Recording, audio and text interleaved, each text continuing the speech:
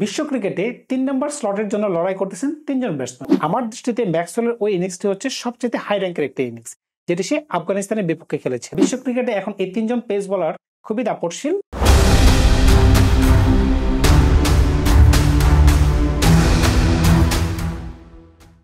ক্রিকেটের কিছু ম্যাচ আপনি কখনোই ভুলতে পারবেন না যদি আপনি ক্রিকেট প্রেমী হন কিংবা ক্রিকেট রেগুলার ফলো করে থাকেন। উদাহরণ, যদি আপনি কোনো ক্রিকেট বিশ্বকাপের ফাইনাল ম্যাচটি উপভোগ করে থাকেন কিংবা ক্রিকেটের এমন কোনো মুহূর্ত যা আপনার মনে আজীবন থেকে থাকে, বা ক্রিকেটের এমন কিছু মুহূর্ত যা আপনার মনে সারা জীবন থেকে থাকে, এমন কিছু ম্যাচ যা আনফরগেটেবল। এই ধরনের কিছু ম্যাচের মাঝখানে কিছু ব্যতিক্রমধর্মী ম্যাচ কিন্তু হয়ে থাকে। Asia 11 versus Australia 11, Asia 11 versus rest of the world, ঠিক তেমন কিছু ম্যাচ যা আমাদের মনকে সবসময় ছুঁয়ে যায়। সর্বশেষ 2005 সালে আমরা যে ম্যাচটি দেখেছিলাম, সেই ম্যাচটি হয়েছিল 2004 সালে যে সুনামিটি হয়েছিল, ওইটার ত্রাণ তহবিলে টাকা বাড়ানোর জন্য সে একটি ম্যাচ অনুষ্ঠিত হয়েছিল মেলবোর্নের মাটিতে। সেখানে রিকি পন্টিং 115 রান করেছিলেন। তার বদৌলতে কিন্তু rest of the world Asia একাদশকে হারিয়ে ফেলেছিল 112 রানে। এর কিছু বছর আগে 2000 সালে বাংলাদেশের মাটিতে ঢাকায় যে একটি ম্যাচটি অনুষ্ঠিত হয়েছিল, এশিয়া একাদশ কিন্তু জিতেছিল। কোন ধরনের প্লেয়ার খেলেছিল আপনাদের কি মনে পড়ে সেই খেলাগুলোতে? সানাত জয়সুরিয়া, সচিন টেন্ডুলকার, ওয়াসিম আকরাম, এই বড় বড় নামগুলো কিন্তু খেলেছিল। মাইকেল ভ্যাবন 185 রান করেছিলেন, কিন্তু শেষ পর্যন্ত খেলাটিকে জিতাতে পারেননি। এশিয়া একাদশ 1 রানের ব্যবধানে ম্যাচটি জয়লাভ করেছে। আপনারা সবাই জানেন চ্যাম্পিয়ন্স ট্রফি দল ঘোষণা হয়ে গেছে। এখন এখান থেকে যদি আমরা আমাদের মতো করে কাল্পনিকভাবে যদি একটা এশিয়া 11 আর রেস্ট অফ দ্য ওয়ার্ল্ডের একটা দল আমরা যদি সাজাই, তাহলে দলটি কেমন হবে? চলুন যে মূল বিস্তারিত ভিডিওতে সেটি নিয়ে একটু আলোচনা করা যাক। এটি আমার মতো করে আমি সাজাচ্ছি, আপনারা কমেন্টস বক্সে অবশ্যই আপনাদের মতো করে দলটি সাজিয়ে কমেন্টস করে জানাবেন। প্রথমে যদি আমরা একটু বিশ্ব একাদশের দিকে তাকাই, ওপেনিং এ এখন কারা ভালো করতেছে 2024-25 সালে এসে, কাদের পারফরমেন্স খুবই ভালো, তাহলে আমরা বুঝতে পারবো কাদেরকে আমরা নেওয়া যেতে পারে। জস বাটলার ক্রিকেট বিশ্বের খুবই নামি দামি নাম, হোয়াইট বলে তার কিন্তু জোরে নেই। নিউজিল্যান্ডের ডেভিড কনওয়ে খুবই ভালো ব্যাটসম্যান। অস্ট্রেলিয়ার বিস্ফোরক ব্যাটসম্যান ট্রাভাস হেড। অস্ট্রেলিয়ার ম্যাথিউ শর্ট, যদিও তাকে আমি দলে নিব কিনা বুঝতে পারতেছে না। ওয়েস্ট ইন্ডিজের শাই হোপ, জশ ইংলিশ, এই 4-5 জন কিন্তু মোটামুটি 2025 সালে চ্যাম্পিয়ন্স ট্রফি দলে রয়েছেন। এখান থেকে যদি আমাদেরকে চুজ করতে হয় 1 এবং 2, তাহলে কিন্তু নিঃসন্দেহে আমি একটা নাম কিন্তু অলরেডি ফিক্সড, সে হচ্ছে জস বাটলার। হোয়াইট বল ক্রিকেটে তার জোরে নেই। তার পার্টনার হিসেবে যদি আপনি কাকে বেছে নেবেন, আমার কাছে এখানে দুটি বিকল্প রয়েছে, David Conway, Travis head. David Conway কিন্তু আপনাকে মাল্টিপল অপশন দিবে, সে কিন্তু কিপিংও করতে পারবে। আর আপনি যদি বিস্ফোরক একজন ব্যাটসম্যান চান, তাহলে কিন্তু অবশ্যই ট্রাভাস হেডকে বেছে নিতে হবে। I will go with Travis Head. তাহলে আমার 1 এবং 2 কিন্তু চুজ হয়ে গেল, জস বাটলার ইংল্যান্ড এবং ট্রাভাস হেড অস্ট্রেলিয়া। এখন যেতে হবে আমাকে 3 নম্বর প্লেয়ার চুজ করার জন্য। বিশ্ব ক্রিকেটে 3 নম্বর স্লটের জন্য লড়াই করতেছেন তিনজন ব্যাটসম্যান আমার নজরে। Kane Williamson New Zealand, Steve Smith Australia এবং জো রুট, যে কিনা ফর্মের দুর্দান্ত পিকে রয়েছেন।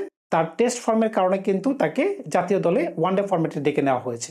তো বুঝতেই পারতেছেন জো রুট কোন ধরনের ফর্মে রয়েছে। তো আমি এত চিন্তা না করে আমি জো রুটকে দলে নিয়ে নিতে চাই। 1, 2, 3 হয়ে গেল কিন্তু আমাদের। 4 নম্বর স্লটের কিন্তু ক্যান্ডিডেট অনেক, সেখানে অনেকগুলো ভালো প্লেয়ার রয়েছেন। ইংল্যান্ডের হ্যারি ব্রুক, ইয়াং কোনো প্লেয়ারের মাঝখানে যদি ওই ধরনের টেম্পারমেন্ট থেকে থাকে যে কিনা নেক্সট বড় সুপারস্টার হবে, হ্যারি ব্রুকের নাম কিন্তু চলেই আসবে। যদিও তার ইন্টারন্যাশনাল ক্যারিয়ার 2 বছর হতে পারে, কিন্তু 2 বছরের মাঝখানে সে যে ধরনের ক্রিকেট খেলা দেখিয়েছে আপনাদেরকে, আমি মনে হয় যে আপনাদের তালিকাও সে থাকবে। ডারেল মিচেল নিউজিল্যান্ডের অলরাউন্ডার, সেও কিন্তু 4-এ ব্যাটিং করেন, দুর্দান্ত ব্যাটসম্যান। শারফান রাদারফোর্ড ওয়েস্ট ইন্ডিজের ভালো একজন খেলোয়াড়। তার সাথে রয়েছেন মার্লাস লাবুশেন অস্ট্রেলিয়ার, সেও কিন্তু 4-এ ব্যাটিং করে, 3 এবং 4-এ ব্যাটিং করে। এবং দুর্দান্ত আরেকজন ব্যাটসম্যান কিন্তু এডেন মার্করম। এখানে কিন্তু 4-5 জনের বিকল্প রয়েছে, আপনি তো 5 জনকে খেলাতে পারতেছেন না, যে কোনো একজনকে নিতে হচ্ছে। আমি এখানে হ্যারি ব্রুককে নিতে চাচ্ছি। তা আমার 1, 2, 3, 4 কিন্তু হয়ে গেল। এখন 5 নম্বর স্লট খুবই গুরুত্বপূর্ণ স্লট। 5 নম্বরে আমি একজন উইকেট কিপার প্লাস ফিনিশার রোলের জন্য মোটামুটি একজন ভালো ব্যাটসম্যানকে চাচ্ছি। তো এখানে কারা কারা আছেন আমার লিস্টে? 1 নম্বরে থাকবেন হেনরি ক্লাসেন, 2 নম্বরে অলরাউন্ডার হিসেবে মিচেল মার্শ এবং 3 নম্বরে কিপিং অপশন আপনাকে জুড়ে দিবে টম ল্যাথম। এখানে আমি সরাসরি হেনরি ক্লাসেনের দিকে যাব। বর্তমানে 2025 সালে এসে যদি কোনো ক্লিন স্ট্রাইকার থাকে এবং খুব ভালো ফিনিশার থাকে, তাহলে নিঃসন্দেহে সেটি হেনরি ক্লাসেন। তো 5 নম্বরে অটো চয়েস হিসেবে হেনরি ক্লাসেন দলে ঢুকে যাচ্ছেন, নো ডাউট অ্যাবাউট দ্যাট। এখন 6 নম্বর প্লেয়ারকে খোঁজার পালা। যেহেতু বেন স্টোকস 6 নম্বরের জন্য খুবই ক্যাপেবল একজন প্লেয়ার, কিন্তু দুর্ভাগ্যজনক ভাবে যেহেতু বেন স্টোকস দলে এখন নেই, তো বলা যাচ্ছে না সে কি আবার কামব্যাক করবে কিনা। যদি কামব্যাক করে তাহলে কিন্তু তার সুযোগ পাওয়ার সম্ভাবনাটা অত্যাধিক বেশি। তাই 6 নম্বরে আমি যে সকল প্লেয়ারকে রাখতে চাচ্ছি তাদের মাঝখানে বেন স্টোকস, ম্যাক্সওয়েল এবং তার সতীর্থ মার্কাস স্টয়নিস। এখানে আমি 6 নম্বরে তিনজনই খুব ভালো ব্যাটসম্যান। বেন স্টোকস হলে সবচেয়ে বেশি ভালো হতো, যেহেতু বেন স্টোকসকে আমরা আনঅ্যাভেলেবল হিসেবে ধরে রাখলাম, তাই আমি ম্যাক্সওয়েলের দিকে চলে যাচ্ছি। Great finisher. আপনাদের মনে পড়ে কি আফগানিস্তানের সাথে যে একটা ওয়ার্ল্ড কাপে সে যে একটা ম্যাচ খেলেছিল, আমার দৃষ্টিতে ম্যাক্সওয়েলের ওই ইনিংসটি হচ্ছে সবচেয়ে হাই র্যাঙ্কের একটা ইনিংস, যেটি সে আফগানিস্তানের বিপক্ষে খেলেছে। তার এক পা প্রায় অকার্যকর ছিল, তিনি এক পায়ের উপর ভর করে যেভাবে ম্যাচটি জিতেছিলেন, এরপরে আমি এমনিতেই ম্যাক্সওয়েলের ফ্যান, আমি আরো বেশি ফ্যান হয়ে গেছিলাম তার।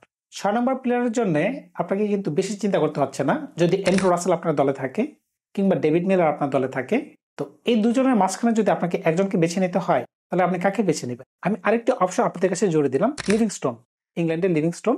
তিনজনের মাঝখান থেকে যদি একজনকে নিতে হয়, তাহলে আমি অ্যান্ড্রু রাসেলকে নিয়ে নেব। অ্যান্ড্রু রাসেল বলাতে আপনাকে কিছু বল করার সুযোগ করে দিবে, ব্যাটিং এসে বিধ্বংসী। এখানে আমাকে ডেভিড মিলারকে ছাড় দিতে হচ্ছে শুধুমাত্র বোলিং এর কারণে। 7 নম্বর, আমার কাছে মনে হচ্ছে বিশ্ব ক্রিকেটে এখন দুজন ব্যাটসম্যান খুবই ক্যাপেবল অলরাউন্ডার হিসেবে যদি ধরেন, Pat Cummins plus Marco Jansen. Pat Cummins অস্ট্রেলিয়ার ক্যাপ্টেন এবং মার্কো ইয়ানসেন সাউথ আফ্রিকার ড্যাশিং একজন অলরাউন্ডার। তো আমি প্যাট কামিন্সকে এখানে সরাসরি দল নিতে চাই 7 নম্বরে, এবং আমার দলের ক্যাপ্টেন প্যাট কামিন্স। 8 নম্বরে আমি এমন একজনকে রাখতে চাই যিনি স্পিন বল করতে পারে এবং টুকটাক ব্যাটিং করতে পারে, না করলেও সমস্যা নেই। তো এই সবগুলো যদি চিন্তা করেন, বর্তমানে Adam Zampa, Mitchell Santner, Adil Rashid, এই তিনজন থেকে একজনকে পিক করতে হচ্ছে। আপনি ওয়েস্ট ইন্ডিজের মতিকো আপনি পিক করতে পারেন, সেও হাতে একটু ভালো বল করতে পারে, ব্যাটিং ও স্কিল একটু মোটামুটি ভালো। কিন্তু এখানে আমি মিচেল স্যান্টনারের দিকে যাচ্ছি, কারণ সে একটু ব্যাটও পারদর্শী এবং খুবই ট্যালেন্টেড একজন বলার। যদি এখন শ্যানওয়ানের মতো যদি বলার থাকতো, তাহলে তো ওই ধরনের কোনো চিন্তাই ছিল না, সরাসরি পিক এন্ড চুজ করে নিতে পারতাম। কিন্তু এখানে স্যান্টনারের সুযোগটা বেড়ে যাচ্ছে। 9-10-11 জিনিসটা খুবই সাধারণ হয়ে যাচ্ছে আমার কাছে, কারণ বিশ্ব ক্রিকেটে এখন এই তিনজন পেস বলার খুবই দাপটশীল, তো এখানে এত চুজ করার তেমন কিছু নেই। 9 নম্বরে আমি নিয়ে নিচ্ছি মিচেল স্টার্ক, 10 নম্বরে আমি নিয়ে নিচ্ছি কাগিসো রাবাডা, এবং 11 নম্বরে আমি নিয়ে নিচ্ছি ইংল্যান্ডের জফরা আর্চার। তো বুঝতেই পারতেছেন বোলিংটা কোন পর্যায়ে চলে যাচ্ছে। আমি 12 ম্যান হিসাবে লাইম লিভিংস্টোনকে দলে রাখবো।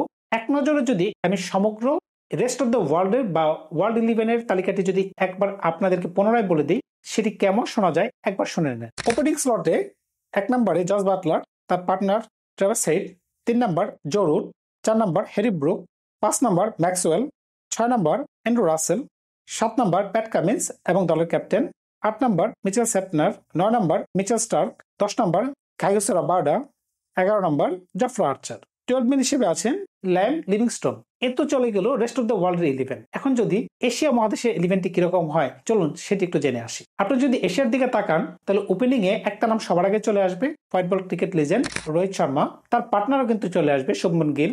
আপনারা যদি একটু শ্রীলঙ্কার দিকে তাকান, তাহলে দেখতে পাবেন পাতুম নিসাঙ্কা, খুবই ভালো ব্যাটসম্যান। একটু যদি বাংলাদেশের দিকে তাকান, তখন আপনি তামিম ইকবালকে দেখতে পাবেন, কিন্তু উনি রিটায়ার্ড, তাই আমি ওনাকে লিস্ট থেকে সরিয়ে ফেলতেছি। প্রিন্স অফ আফগানিস্তান গুরবাজের কথা আমি বলতেছি, তো বুঝতেই পারতেছেন সেও কিন্তু দাবিদার। এত প্লেয়ারকে তো নেওয়া যাচ্ছে না, তাই আমি সরাসরি দুজন প্লেয়ারকে চুজ করতে যাচ্ছি। 1 নম্বর রোহিত শর্মা, 2 নম্বর তার পার্টনার খুবই ড্যাশিং ব্যাটসম্যান শ্রীলঙ্কার পাতুম নিসাঙ্কা। 3 নম্বর নিয়ে এত ডিবেটের কিছুই নেই, সেটি যদি ওয়ার্ল্ড ক্রিকেটের ওয়ার্ল্ড 11ও করা হয়, সারা বিশ্ব থেকে যদি 11 জনকে বেছে নেওয়া হয়, তাহলে অটো চয়েস চলে আসবে বিরাট কোহলি। আমার দলেও তিনি অটো চয়েস হিসেবে ঢুকে যাচ্ছেন। অন্য কোনো প্লেয়ার বিরাট কোহলির সাথে এই প্রতিযোগিতায় নেই।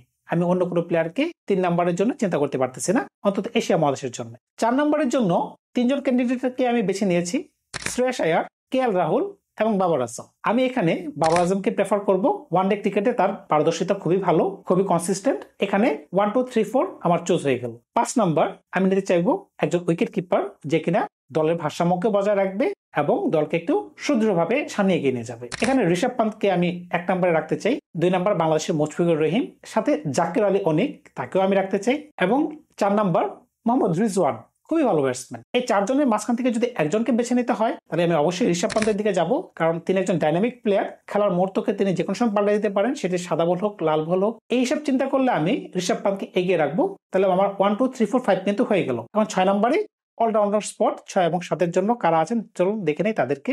6 নম্বরে রবীন্দ্র জাদেজা, মেহেদী হাসান মিরাজ, হাসান আঙ্গার এবং আজমতুল্লাহ ওমরজাই, আফগানিস্তানের প্লেয়ার। তো বুঝতেই পারতেছেন এখানে কঠোর প্রতিযোগিতা চলতেছে।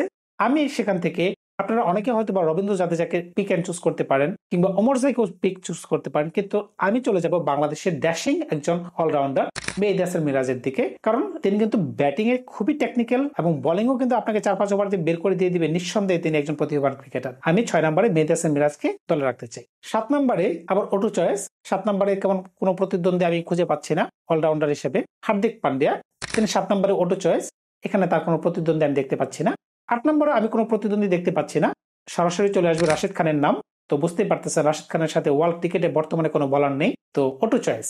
9, 10, 11 বুঝতেই পারতেছেন কাদের নাম চলে আসবে, পেস বলার। পেস বলার এসে যদি বলেন বর্তমান বিশ্বের 1 নম্বর বলার যাকে বলা হয় Jasprit Bumrah, auto choice. 9 number চলে গেল। 10 নম্বর পাকিস্তানের 1 নম্বর বলার শাহিন শাহ আফ্রিদি, যে কিনা প্রথম ওভারে উইকেট ফেলে দেয়, তার বিকল্প আমি খুঁজে পাচ্ছি না। এবং 11 নম্বর বাংলাদেশের পেস অ্যাটাকের লিডার তাসকিন আহমেদ, যে কিনা দুর্দান্ত ফর্মে রয়েছেন বোলিং এ। এই হচ্ছে আমার প্লেইং 11। আপনি যদি 12তম প্লেয়ার হিসেবে কাউকে রাখতে চান ব্যাকআপ হিসেবে, আমি জাকির আলী অনেককে রাখতে চাই। গ্রেট ফিনিশার, খুবই ভালো ফিল্ডার এবং কিপিংও আপনাকে সুযোগ করে দিতে পারে। জাকির আলী অনেককে আমি এশিয়া 11-এর 12 ম্যান হিসেবে রাখতে চাচ্ছি। এক নজরে যদি সবার নামকে আমি আবার বলে দিই, শুনুন কিরকম লাগে আপনাদের কাছে। 1 নম্বর রোহিত শর্মা, 2 নম্বর পাতুম নিসাঙ্কা, 3 নম্বর বিরাট কোহলি, 4 নম্বর বাবর আজম, 5 নম্বর ঋষভ পান্ত, 6 নম্বর মেহেদী হাসান মিরাজ, 7 নম্বর হার্দিক পান্ডিয়া, 8 নম্বর রাশিদ খান, 9 নম্বর জাসপ্রীত বুমরা, 10 নম্বর শাহিন শাহ আফ্রিদি, 11 নম্বর তাসকিন আহমেদ, 12 ম্যান জাকির আলী অনেক। তো বুঝতেই পারতেছেন দুটি দলের যদি খেলা হয় এবং মাঠে যদি গড়ায় কোন ধরনের মহল তৈরি হতে পারে। আমি আশাবাদী খুবই সন্নিকটে হয়তোবা যে কোনো কারণে হোক আইসিসির উচিত এমন একটি ম্যাচ আয়োজন করা। যদি খুব দ্রুত এই ধরনের খেলা হয় 2025 কিংবা 26 সালে, তাহলে আমার যে সিলেক্টেড টিম থেকে কয়জন প্লেয়ার ওই দলে জায়গা পাবে আমি জানি না, এটা আমার আনুমানিক ধারণা। আমি আশা করব আপনারা কমেন্টস করে অবশ্যই আপনাদের যে প্লেইং 11টা হবে সেটা আপনারা জানাবেন, তাহলে আমি বুঝতে পারবো আপনাদের সাথে আমার চিন্তা চেতনার কতটুকু মিল আছে বা কতটুকু পার্থক্য রয়েছে। তো আপনাদের কাছে অনুরোধ রইল আপনারা অবশ্যই কমেন্টস করে জানাবেন আপনাদের দলটি কিরকম হয়। আমি মনে প্রাণে চাইতেছি এই ধরনের খেলাটি আবার হোক, মাঠে গড়াক, তাহলে অন্তত একটা মেমোরেবল জিনিস আমাদের স্মৃতিতে থাকবে। তো আজকে এই পর্যন্তই বিদায় নিলাম। ধন্যবাদ সবাইকে, ভালো থাকবেন আপনারা।